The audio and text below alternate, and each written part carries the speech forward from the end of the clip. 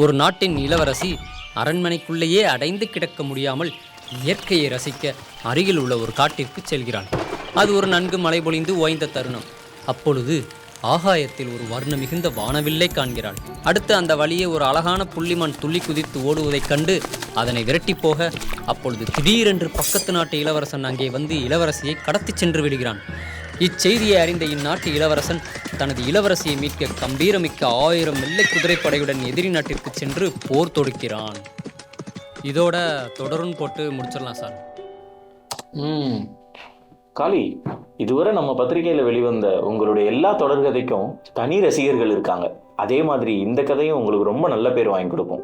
Great job Kali, keep it up. ரொம்ப நன்றி sir. ஆகாயத்தில் ஒரு வர்ண மிகுந்த வானவில்லை காண்கிறாள். ஒரு அழகான புள்ளிமான் துள்ளி குதித்து ஓடுவதைக் கண்டு தனது இளவரசியை மீட்க கம்பீரமிக்க 1000 வெள்ளை குதிரைப்படையுடன் எதிரி நாட்டிற்கு சென்று போர் தொடுக்கிறான்.